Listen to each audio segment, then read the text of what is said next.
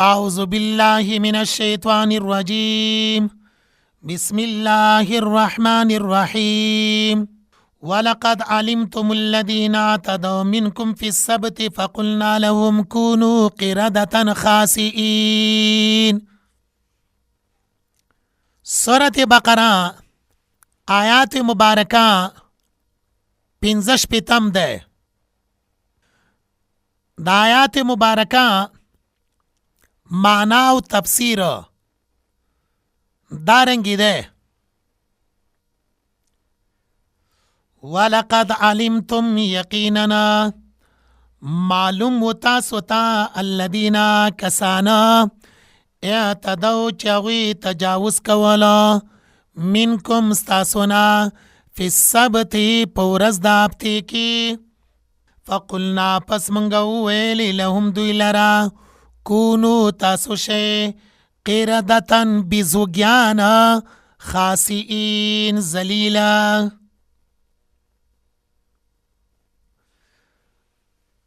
منگا 53 نمبر آیات کی ویلی وو چې دې ځای نه وروسته د بني اسرائیلو دویمه نوعه بیانېږي. په دغه نوعه د بني اسرائیلو کې 3 قباحتونه د بني اسرائیلو دي.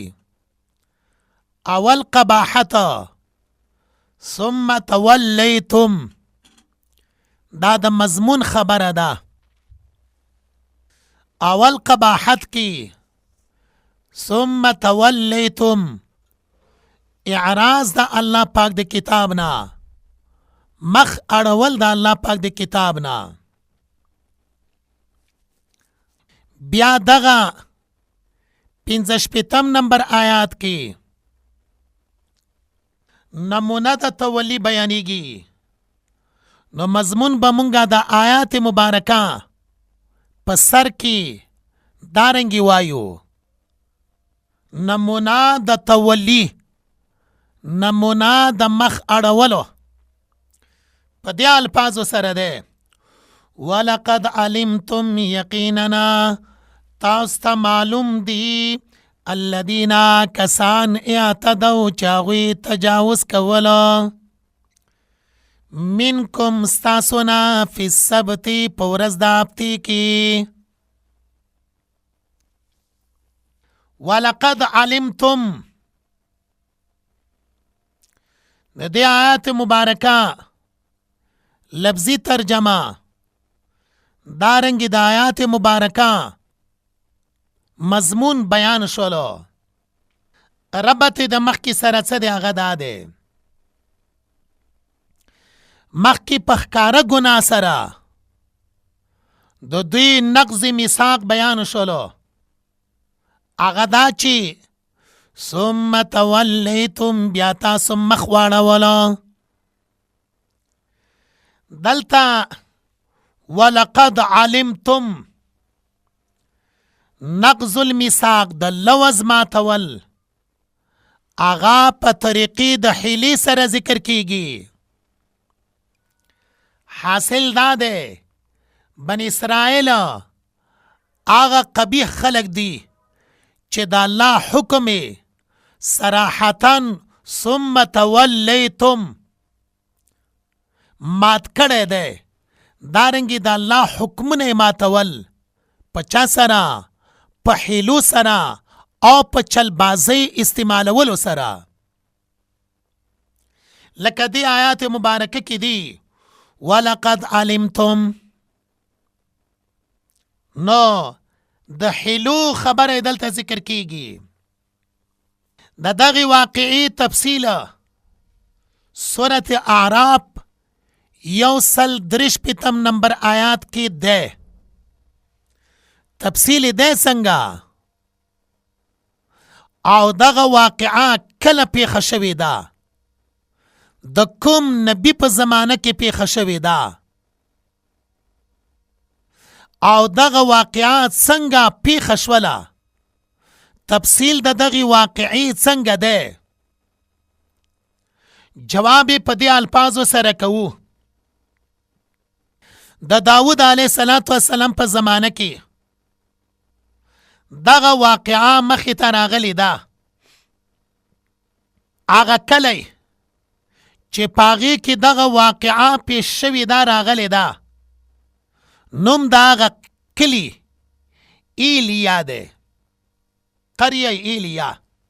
اوس دغه کلي ته عقبه داود علیه السلام ویلی شي.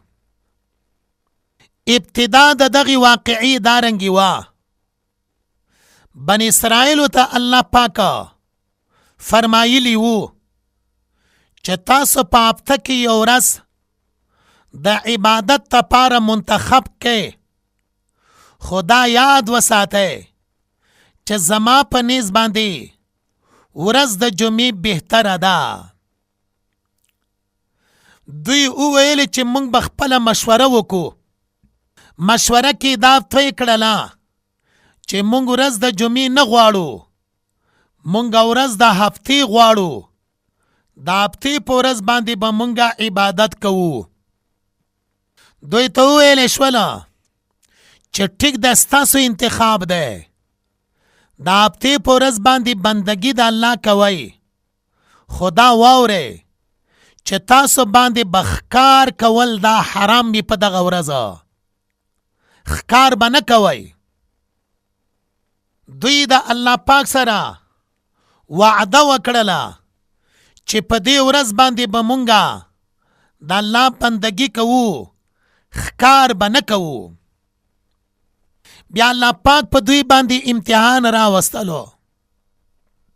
د الله پاک امتحان دا په مختلفو نوعونو کې، مختلفو شکلونو کې. امتحان الله پاک په داسې طریقې باندې راوستلو چې د هفتې په ورځ باندې دغه خلکو د پاره مایان ډیر کړل د اوبو د پاسه. د دوی چې څونه دریابي حصې سره کلی لګېدلی و، د اوبو د پاسه به مایان ښکاره روان و، لکه سوره اعراف کې دی شرعه. دوی چې کله دغه صورت حال ولیدلو، د الله پاک امتحان و، نو دوی دغه حالاتو کې حرامو ته ټینګ نشوله. دلته به دا یو خبره یاد وساتو، کله چې الله پاک په چا باندې امتحان کوي، حرام ورته ډیر کی یا حرام ورته آسان کی، نو دی په ابتلا کې واچوي، دی په امتحان کې واچوي. بني اسرائیل ته هم مایان د اوبو د پاسه ډیر ښکارا چې د اوبو سطحه به پټه کړې وه پیدا کړله. د خلکو داسې یو ترتیب جوړ کړلو چې دوی د دریاب نه وچوبې ته خندقونه وایستل، غټ غټ لښتي تیر کړله. نو بیا به داسې کار کولو چې د هفتې په ورځ باندې به یې په همدغه لښتیو کې اوبه را پرېښودلې. دغه غټو غټو کندو غټو غټو حوضونو ته مایان به په لښتیو کې راغلله، دا به ورګزار شوله. یک شنبې په ورځ باندې به دوی بیا دغه مایان د دغه کندو نه، د دغه حوضونو نه رایستله. کله چې دوی ته وویلی شول چې دا خو تاسو ناروا کار کوئ، دوی ورته وویلی چې په هفتې په ورځ باندې خو مونږ ښکار نه دی کړی، مونږ خو عبادت او بندګي د الله کوله. د هفتې په ورځ باندې مونږ ښکار ته ګوتې نه دی وروړي، دا خو مونږ لښتي خلاص کړي وو، په خپله دا مایان پکې راغلی دي. نو چې خپله راتلل زمونږ څه جرم دی، زمونږ څه ګناه ده. دغه کلیوال په دریو ډلو کې تقسیم شوله. یوه ډله داسې وه چې هغوی ویلې د دغه عمل نه مونږ هیڅوک نشي منع کولی، دا ناروا او حرام عمل نه دی، دا به مونږ ضرور به ضرور کوو. دویمې ډلې وویلې چې ستاسو دغه عمل یو ظالم او یو حرامه حیله ده، دا مه کوئ، دا ناروا ده. دوی ورته ویلې چې نه، دا عمل زمونږه جایز ده. دریمه ډله داسې وه چې هغوی وویلې نه مونږ خپله ښکار کوو او نه نور څوک د ښکار نه منع کوو. د هر سړي خپل قبر او خپل ګور دی، هر سړی په خپل قبر کې ډډه لګوي.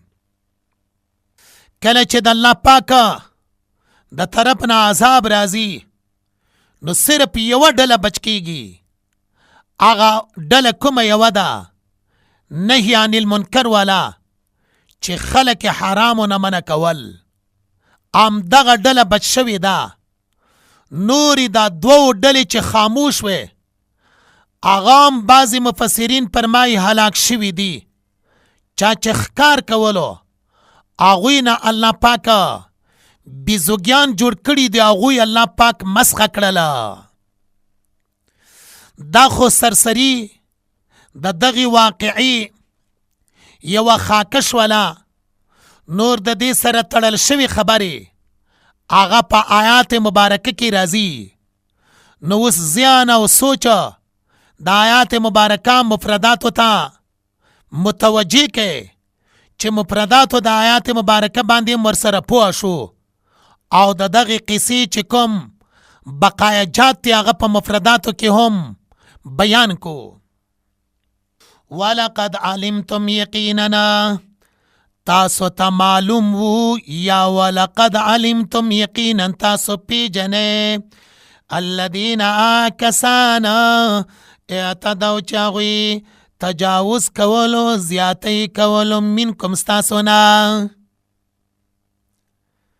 دی آیات مبارکه کې لفظ دا علمتم ده، ولقد علمتم لفظ دا عربتم د معرفت نه ده بلکې لفظ د علم ده. نو سوال به دارنګې راشي چې د علم او د معرفت په مابین کې څه فرق ده؟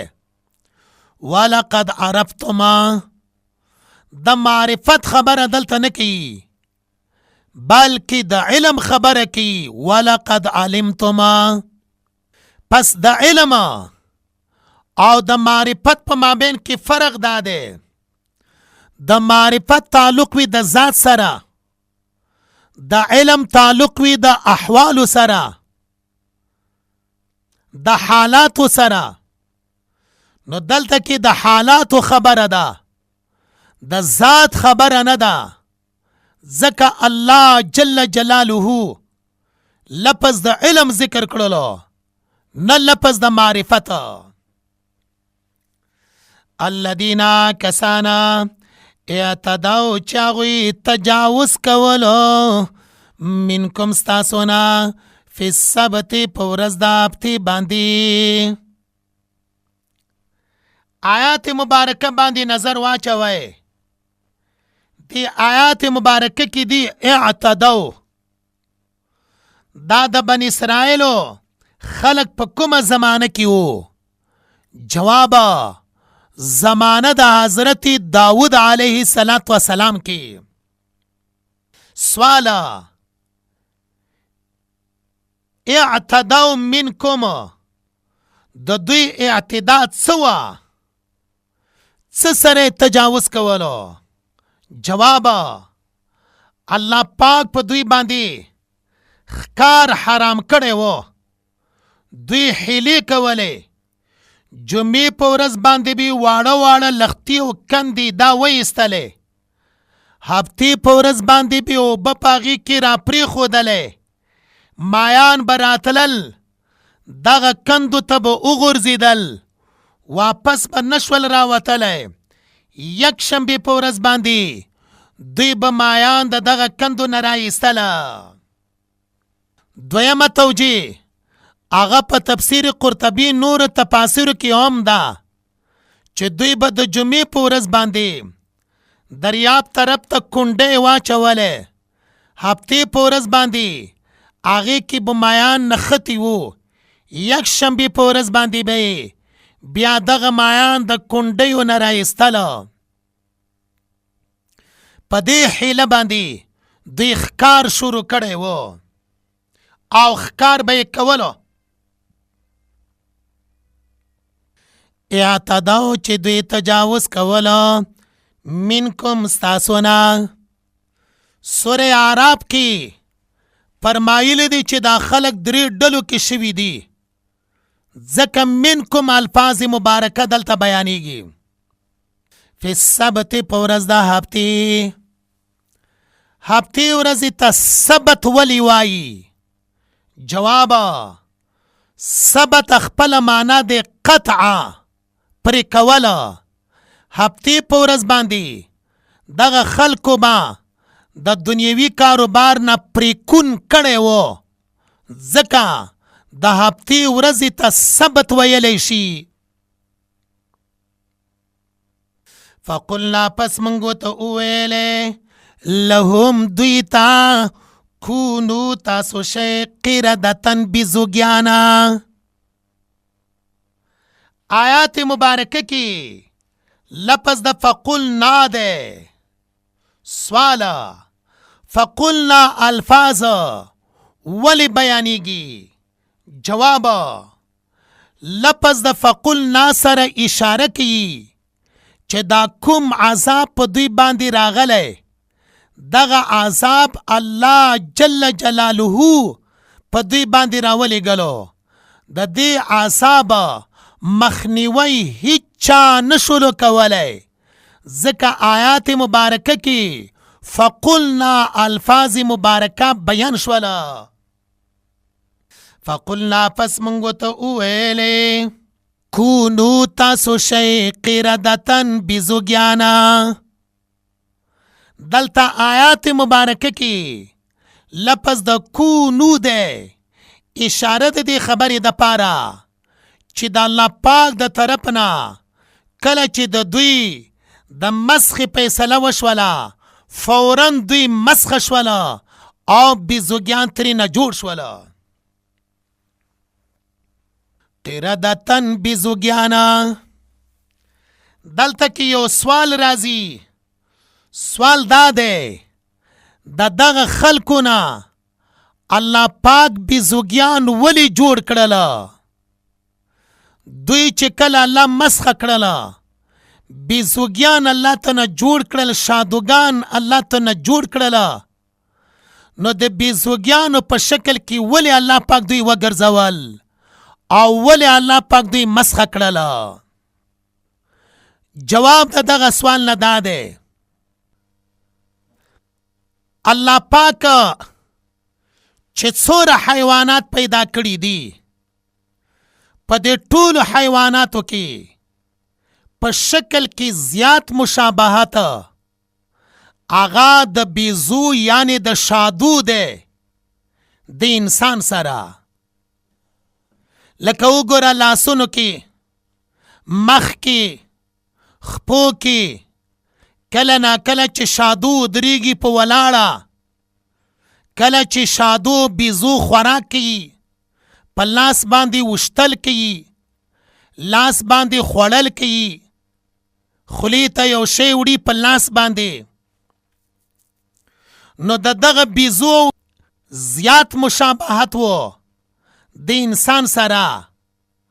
الله پاک د دغه بنی اسرائیلو نه بیزوګیانا په دې وجه باندې جوړ کړله چې کومه حیله دوی کوله، دغه حیله د حق سره زیاته مشابه وه.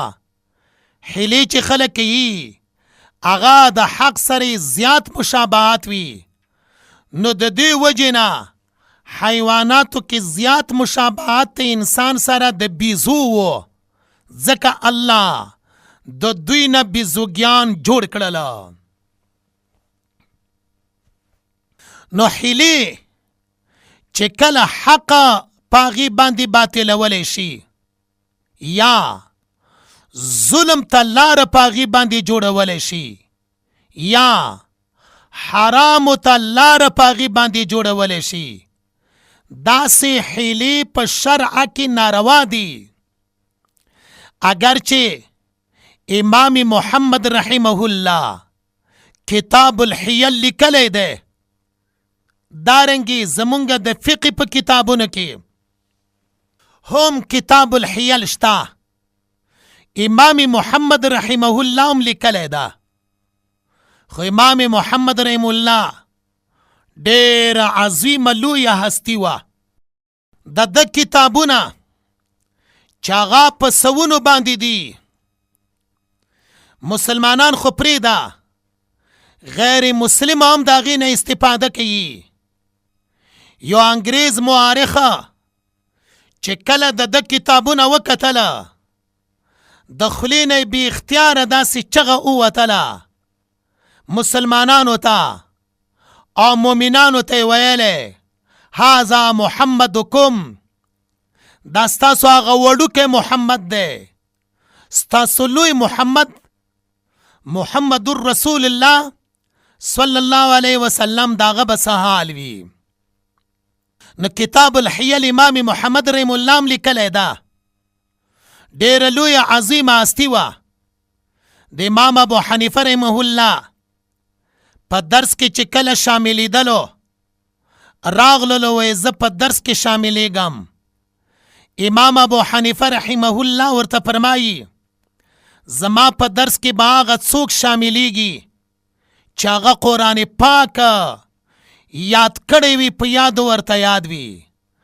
آیا تا قرآن پاک یاد کړی دی؟ امام محمد رحمه الله ورته فرمایي نه، ما خو قرآن مجید نه دی یاد کړی. وی چې قرآن پاک دی یاد نه وي، زما په درس کې شاملیدلی هم نشي. لاړو له امام محمد رحمه الله، الله ورله داسې زیان ورکړی و. یو هفته بعد راغللو و چې زه داخله اخلم په درس کې. امام ابو حنیفه رحمه الله ته فرمایي زما شرط پوره کړلو چې قرآن پاک یادول دي. و چې حضرت هغه شرط مې پوره کړی ده. یو هفته کې د اول نه تر اخره پورې ټول قرآن مجید یاد کړی و. نه دا زمونږه د مذهب ائمه دي، دا مجتهدین دي، دا لوی لوی خلق دي چې تاریخ د اسلام کې بیانولی شي. نو امام محمد رحمه الله هم کتاب الحیل لیکلی دی. خو هغه حیلې چې هغې کې ظلم راځي یا حرام خوارګي پکې راځي، داسې حیلې حرامې دي. مثال په طور سره یو خاوند دی، هغه ته خپله بیبي ووایي چې زما د مهر سره زر خو ډېر زیات دي، 50 تولې دي، 60 تولې دي، 10 تولې دي، دغه زکات خو زما په ذمه باندې دی، خو دا زکات خو موږ نشو ورکولی، دې نه خو ډېرې پیسې جوړیږي.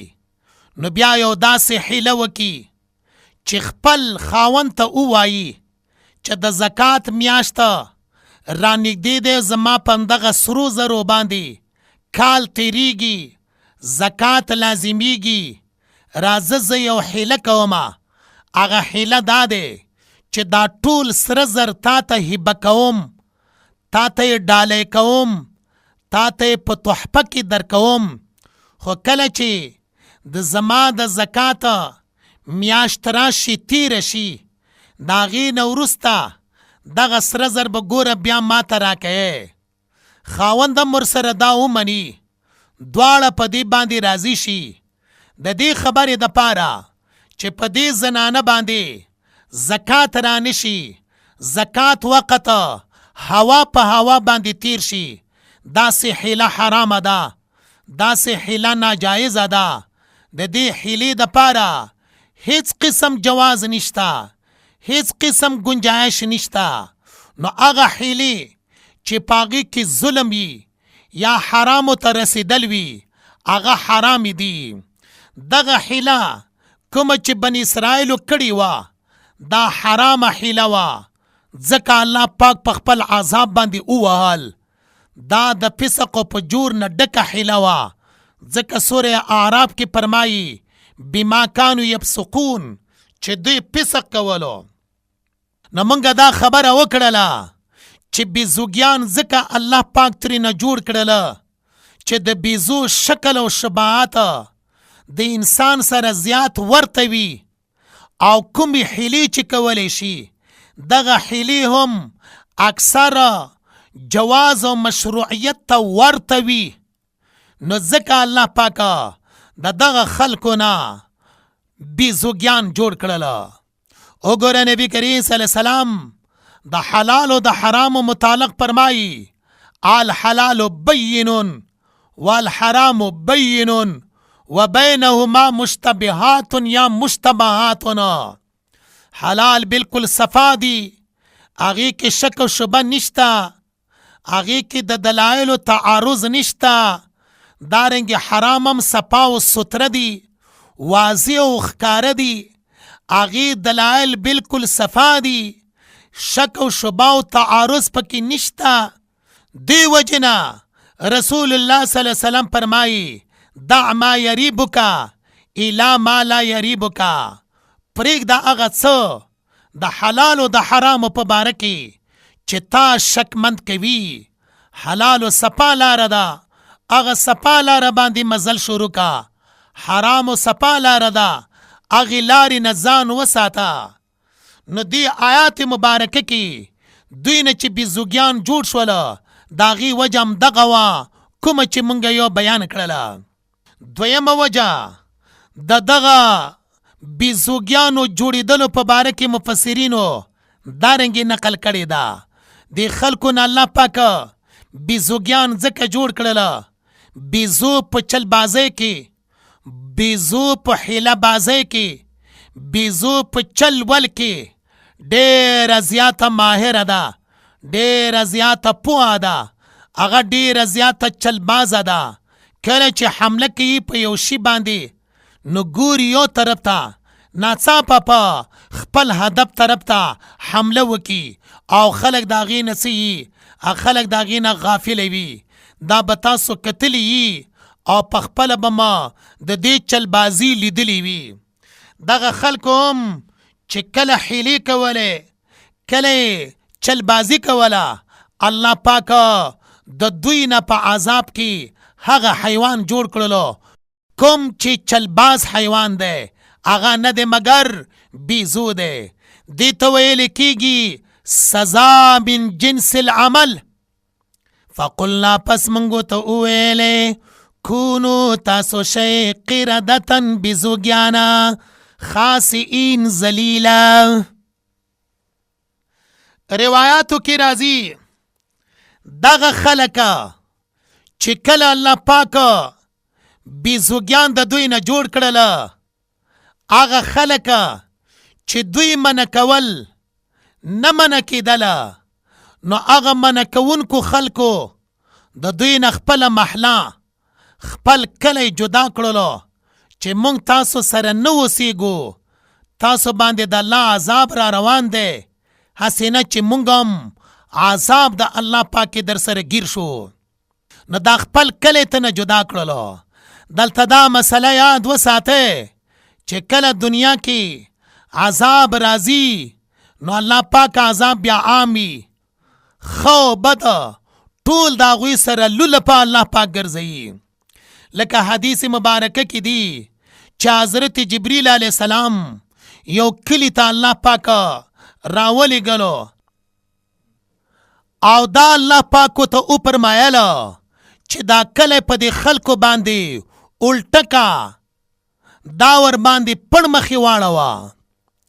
جبریل علیه السلام چې کله دغه کلی ته راغللو یو تن داسې ولیدلو چې هغه د الله پاک نه بغاوت او سرکشي ګناه د سترګې د رب په مقدار باندې نه وه کړې. نو واپس لاړو د الله پاک دربار ته، عرض کوي یا الله په دغه کلي کې یو داسې شخص دی چې د سترګې د رب په مقدار باندې ګناه نه دی کړی. نو الله پاک ورته وفرمایله چې دغه کلی همدغه سړي باندې اولن او په دې ګناهګارو باندې ثانیاً دوباره واړوه، ځکه دا داسې سړی و چې د خلکو په بغاوت او سرکشۍ باندې تندی هم نه و تریو شوی. دې ځای نه دا خبره ثابته شوله چې کله د الله پاک عذاب په دنیا کې راځي په ګناهګارو باندې، نو هغې کې دینداره بېدینه ټولو باندې عام عذاب راځي. نو دې خلکو د دوی نه خپله محله جدا کړله. چا چې دوی په باره کې ویلې چې دا ښکار نه که نه منې کېږي، نو الله پاک به تاسو باندې عذاب راولي. یو ورځ څه ګوري چې د دغه کلي نه دا چا چې ښکار کولو، دغه کلي اوسېدونکي بلکل ښکاري نه، نوم نشان هم نشته. دغه کلي والا چې دینداره و او خپل کلی ترنه جدا کړی و، د دوی خواته چې کله راغلله ټولو نه بیزوګیان جوړ شوي وو. نو یو بل ته به کتل، ژړل به یې. دې آیات مبارکه کې ځکه فرمایي فقلنا پس مونږ وویلې لهم دوی تا کونو تاسو شئ قردتن بیزوګیانا خاسئین ذلیلا. دی آیات مبارکه کې لفظ د خاسئین دا خسعن ماخوذ ده. دی لفظ کی معنی د لری والی، معنی د شړلو پرته ده. د سپی استعمال او شړلو د پاره اخصا الفاظ ذکر کولی شي. کله چې دغه خلک بیزوګیان ته نه جوړ شوله، نو خلکو به د ځانونو نه شړل لکه سپي چې سړی د ځان نه شړي. دی وجې نه خاصین الفاظ بیان شوي دي.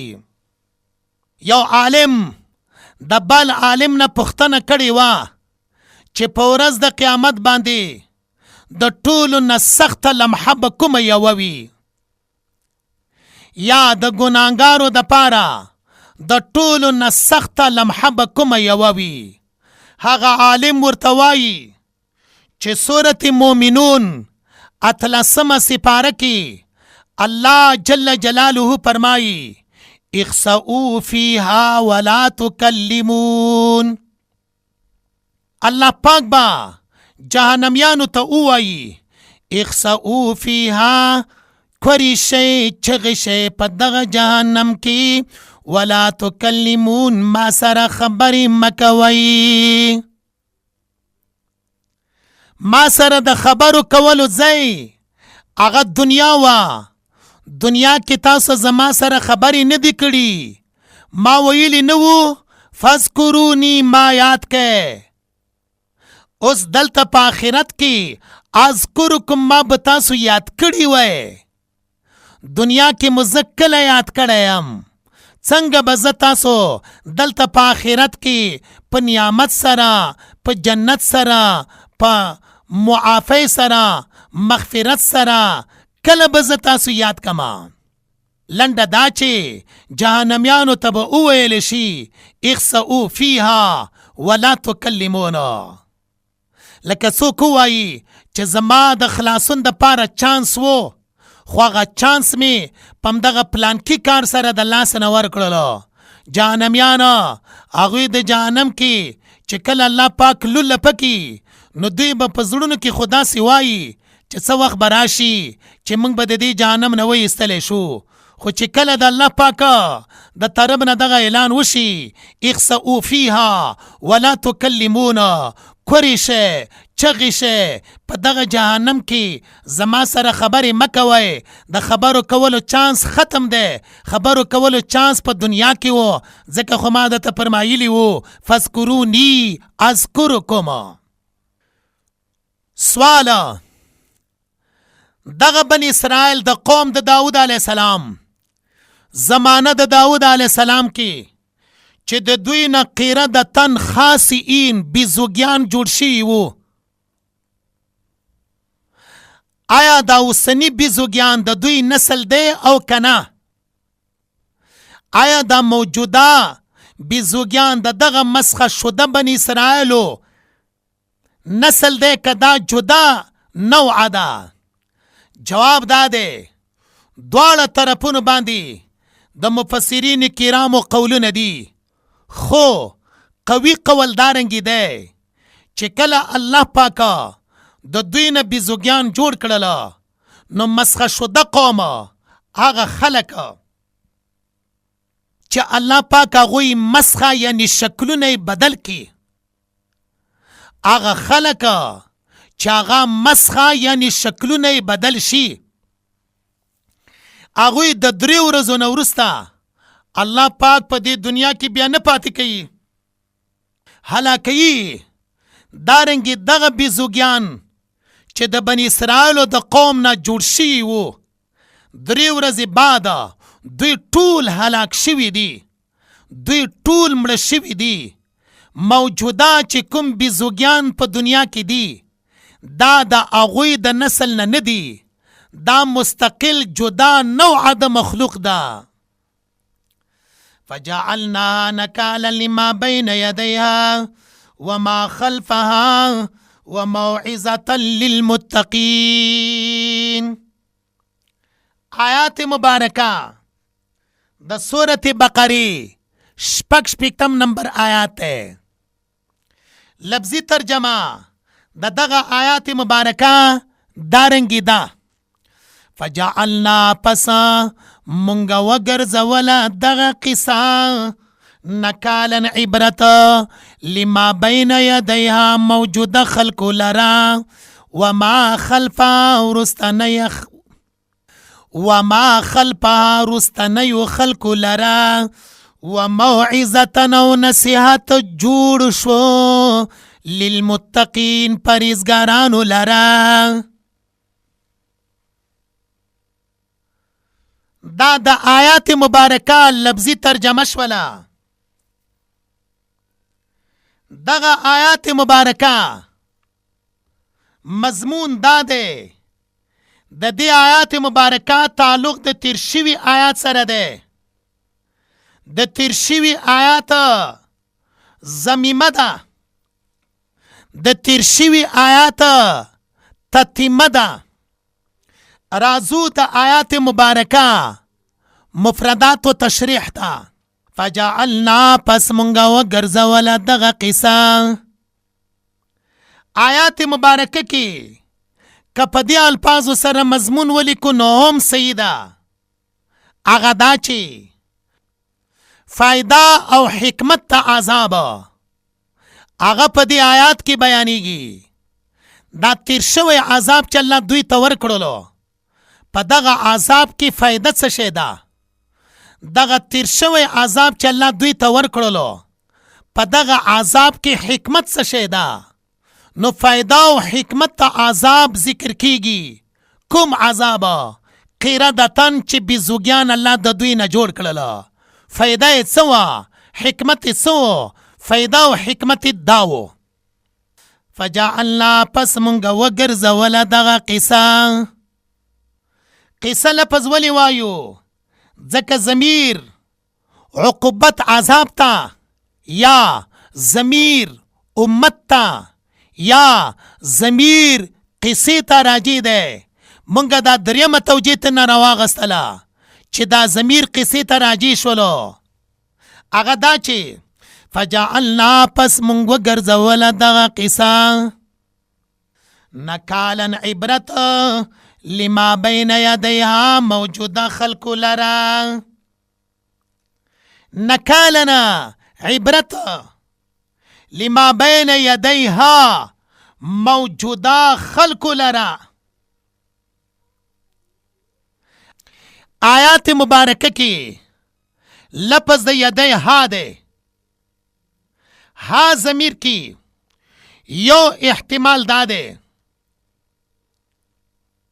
چې دا ها ضمیر راجع دی عذاب تا نو ترجمه بدارنګ شي فجعلنا پس مونږه وګرځولا دغه قصه نکالا عبرت لما بین یدیها د پاره د تیر شوي ګناهونو سزا د تیر شوي ګناهونو وما خلفها د دین بمراد ورستنی گناهونه شي نو ترجمه بدارنګ شي وما خلفا ورستنیو گناهونو لرا. دویمه توجیه داده فجعلنا فس منگا وگرزولا دغا قصا نکالا عبرت لما بین یدیها موجودو کلو لرا وما خلفا ورستنیو لرا لری لرا. موجوده نگدی کلی وما خلفا لری رستنی کلی. دا ټول معناګانی صحیح دي او پم دغه ځای کې احتمال لري. وموعظة او نصیحت شلو دغه واقعه دغه قصه للمتقین د پاره د پرهیزګارانو. آیات مبارکه کې موعظه ده. موعظه صيغه څه ده؟ مصدر میمی. د وعظ نه دا لفظ اغستل شوی ده. اصل کې زجر، اصل کې منع معنا سره وعظ استعمالیږي. للمتقین پرهیزګارانو لره. سوال دا راځي چې آیات مبارکه کې خو نکالا لما بین یدیها وما خلفها احتمالات دارنگی وو چې نږدې کلی او لری کلی، موجوده کلی او وروسته راتلونکي کلی. نو دا خو د بني اسرائیلو سره د دې تعلق و. خو موعظة للمتقین د دې متقیانو نه مراد څوک دي؟ چې الله پاک فرمایي دا واقعه د بني اسرائیلو چې بیزوګیان ته نه جوړ شوله متقیانو د پاره موعظه ده او بني اسرائیلو خلکو د پاره نکال و. نو دغه متقیان دي څوک چې الله پاک د دوی د پاره موعظه ذکر کړله. جواب د دې خبرې نه دا ده للمتقین د دې متقیانو نه مراد امت محمدی صلی الله علیه وسلم ده. د نبی کریم صلی الله علیه وسلم امتنا دلته کې متقین سره تعبیر شوی ده. حاصل دا دی چې دغه قصه او دغه واقعه بني اسرائیلو د پاره نکال و او د محمد صلی الله علیه وسلم د امت لپاره موعظه ده. دا خبره یو ځل بیا تکرارو. بني اسرائیلو د پاره نکال د امت محمدی د پاره موعظه. سواله چې هغوی د پاره نکال دی د دې امت لپاره موعظه دی. نو پته لګیږي چې د نکال او د موعظې په مابین کې فرق دی. هغه فرق په مابین د نکال او د موعظې کې څه دی؟ چې هغوی د پاره نکال دی زمونږ د پاره موعظه دی. جواب د دغې خبرې نه، جواب د دغه سوال نه مفسرین کرامو دارنګې کړی دی. حاصل دا دی نکال کې نپستا هغه عمل نه منع کول وي، موعظه کې مثل د هغه عمل نه منع کول وي. دا خبره یو ځلې بیا کوو. نکال کې نپستا هغه عمل نه منع کول وي، موعظه کې مثل د هغه عمل نه منع کول وي. لږ د دې خبرې وضاحت کوو، تشریح کوو. هغه دا چې په ورځ د هفتې باندې ښکار دا په بني اسرائیلو باندې منع و او په ورځ د هفتې باندې ښکار د نبی کریم صلی الله علیه وسلم په امت باندې منع نه دی. دا واقعه د بني اسرائیلو دپاره نکال دی. و بني اسرائیلو هفتې په ورځ باندې تاسو ښکار مه کوئ. داسې عذاب به در باندې راشي لکه زمانه د داود علیه السلام کې چې راغلی و هغوی نه الله پاک قردتن بیزوګیان جوړ کړي وو. نو نفس عمل نه منع ده. زمونږ په امت باندې د هفتې په ورځ باندې ښکار حرام نه دی، منع نه دی، خو زمونږ امت د حیلو نه منع شوی دی چې تاسو به حیلې نه کوئ، داسې حیلې لکه بني اسرائیلو کولې. نو زمونږ دپاره د مثل د داسې عمل نه منع ده، یعنی موږ دپاره دا موعظه دی چې تاسو حیلې مه کوئ. د دوی په شان سره بني اسرائیلو دپاره نکال و چې تاسو د هفتې په ورځ باندې ښکار مه کوئ، هلاکت به در باندې راشي. دې وجې نه مونږ د علامه ابن کثیر رحمه الله عبارت دلته کې نقل کوو. هغه ډېر په ښکلي انداز باندې فرمایي لا ترتکبو ما ارتکبت الیهود فتستحلوا محارم الله بأدنى الحیل. لا ترتکبوا ما ارتکبت الیهود فتستحلوا محارم الله بأدنى الحیل. تاسو داسې کار مه کوئ چې په حیلو باندې حرام ځان دپاره حلال جوړ کې، لکه بني اسرائیلو چې په حیلو باندې حرام د ځان دپاره حلال جوړول، هغې دپاره بې تاویلونه کوله. مه کوئ داسې تاویلونه، مه کوئ داسې اعمالو. وَإِذْ قَالَ مُوسَى لِقَوْمِهِ إِنَّ اللَّهَ يَأْمُرُكُمْ أَن تَذْبَحُوا بَقَرَةً. سورة بقرہ آیات مبارکہ 58 دے. د دې آیات مبارکہ ترجمه د آیات مبارکہ مضمون هغه په هغه انداز باندې دی کوم چې په دې درس کې را روان دی. نو ترجمه د آیات مبارکہ دارنګې ده. وَإِذْ یاد کا هغه وخت قالا چې اویلې موسی حضرت موسی علیہ الصلوۃ والسلام لقوم خپل قوم تا ان الله یقینا الله پاک یامرکم تاسو ته امر کوي تذبحوا چې تاسو حلال کړئ بقره یو غوا. قالو دوی اویلې اتتخذون آیات ستنسی مونږ لرا حضوا په ټوقې سره. قال ورته اویلې حضرت موسی علیہ السلام اعوذ بالله پناه غواړم په الله ان اکون چې زه شم من الجاهلین د ناپوه خلکو نه. دا د آیات مبارکه ترجمه شوله. دی آیات مبارکه نه مضمون شروع کیږي وَإِذْ قَتَلْتُمْ نَفْسًا فَادَّارَأْتُمْ.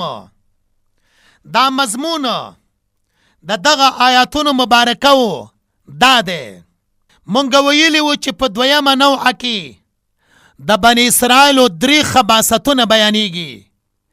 یو خباست ثم تولیتم تولی د الله د کتاب نه مخ اړوله. بیا نننی درس کې ولقد علمتم نمونه د مخ اړولو یې پیش کړله چې د الله پاکه د حکم پرېښودلو دپاره یې حیلې چلبازۍ کولې په 2 آیاتونو کې، او حکمت ته عذاب یې هم بیان کړلو. دغه 58 نمبر آیات کوم چې تاسو ته په قرآن مجید کې په نظر باندې راځي، دغه آیات مبارکه کې د دوی دویم خباست بیانیږي. دلته یو خبره یاد وساتئ، مونږ بار بار ویلی دي چې قرآن پاک تلاوت دا په مصحف کې کوئ، یعنی قرآن پاک چې کوم لیکل شوی دی چاپ شوی دی په دې کې کوئ. کوشش داسې وکئ چې تاسو په مصحف کې تلاوت وکئ، مخې ته مو قرآن پاکی. نو 3 قسمه عبادتونه به الله پاک دله درکوي. د لاسونو عبادت چې لاس ته راغستلی دی په قرآن پاک باندې دی کېښودلی دی، پاڼې راړی په لاس کې دی قرآن مجید نیولی دی. دویمه قرآن پاک ته کتله دا عبادت دی. دریم سوچ او فکر کولو دا یو عبادت ته، او دا خبره د دې دپاره کوو چې کوم ثواب په مصحف کې په قرآن پاک ویلو سره دی، هغه ثواب په موبایل کې په سکرین باندې چې کوم آیاتونه مخې ته راځي عمره ثواب پکې نشته. د دې دپاره فقهای کرامو یو مثال ورکړی دی. یو سړی بیت الخلا او دسماتې ځای ته ځي، موبایل ورسره د په هغې کې قرآن پاک کې لیکلی دی، جمع کړی ده، خو په سکرین باندې نه ښکاري. جواز ورته شته، اگر چې بیادبي به وي.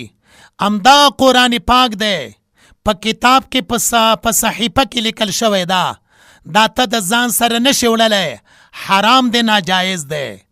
نو دین هم دا خبره ثابته شوله چې مصحف کې ثواب ډیر دی، اجر پکې ډیر دی، راغستلو کې اجر دی. دا مونږ په دې پسې وویلې چې وَإِذْ قَالَ مُوسَى لِقَوْمِهِ، دغه آیات مبارکه به ستاسو مخې ته وي. خباست ثانی، دویم خباست ته بني اسرائیل بیانیږي. په دې خباست کې څه دي؟ تاخیر کول د الله پاک په حکم کې، ټال مټول کول د الله پاک په حکم کې. نو لنډ حاصل به دارنګې شي، دوی دو قسمه حیلې کولی. اوله حیله د حرامو حاصلولو دپاره، کوم چې په 55 نمبر آیات کې بیان شوله، په دې الفاظو سره اعتدوا منکم فی السبت. دویمه دوی حیله کوله اسقاط حکم واجبه دپاره چې د الله پاکه دغه واجب حکم زمونږ نه ساقط شي. لکه دلته کې واقعه د چا؟ واقعه د بقرې. دوی ته ویل شوي چې غوا حلاله کړئ. پکار دا دی چې بغیر د چون چرانه دوی غوا حلاله کړې وه، لیکن دوی پوښتنه وکړله چې دغه غوا به د عمر په لحاظ سره څنګه وي، فاردون به وي او که بکرون به وي. نو ته ویلې شوله چې لا فاردون ولا بکر. بیا یې پوښتنه وکړله چې رنګ به یې څنګه وي. نو د غوا په حلالولو کې د رنګ دپاره هیڅ مداخلت نشته. دوی د رنګ پوښتنه وکړله. دا د دوی دویم سوال و تعنتنه. دریمه دوی د غوا په باره کې پوښتنه کړې وه چې دا به کار کوي او که کار به نه کوي. دې سوال ته هم څه ضرورت نه و چې دوی کولو. حاصل دا دی د تعنت نه ډک سوالونه یې کړي دي. دا سوالونه د څه دپاره کول؟ د دې خبرې دپاره کول چې د الله پاکه حکم د دوی نه ساقط کړلی شي. نو موږ به داسې ووایو چې دوی دو قسمه حیلې کولی. یوه حیله د حرامو د حاصلولو دپاره اعتدوا منکم فی السبت، چې ښکارې کولو په ورځ هفتې باندې. دویمه حیله دوی ته ویل شوي و چې غوا حلاله کړئ، لیکن دوی حیلې کولی د غوا د حلالوالي په باره کې چې د الله پاک د حکم د دوی نه ساقط شي. راشئ دې خبرې ته چې بني اسرائیلو ته الله پاک حکم د غوا په حلالولو سره ولی وکړلو، د هغې دپاره سبب څه و؟ دا په آینده درس کې انشاء الله تعالی مونږ بیانوو. وَإِذْ یاد کا وخت قال موسی چې اویل موسی علیہ السلام لقوم خپل قوم ته ان الله یقینا الله پاک یامرکم حکم کوي تاسو ته تذبحوا بقره چې حلاله کړئ یو غوا. قالو دوی اویلې اتتخذونا آیا ستنسې مونږ لره هزوا په ټوقې سره. قال ورته اویلې حضرت موسی علیہ السلام اعوذ بالله پناه غواړم په الله ان اکون من الجاهلین چې زه شم د جاهلانو نه. جهالت ختمیږي په قرآن پاک. داو د نننی درس وضاحت او تشریح. آینده درس به د دین بیانولی شي چې دوی ته د غوا د حلالولو حکم ولی وکړلی شولو. الله دې مونږ د هر حکم پابند وګرځوي او هغه حکم په باره کې دی الله پاک مونږ د شیطان په وسوسو کې نه راولي چې د الله د حکم په ادایګۍ کې چون چرا وکړو لکه بني اسرائیلو چې چون چرا کوله. واخر دعوانا ان الحمد لله رب العالمین.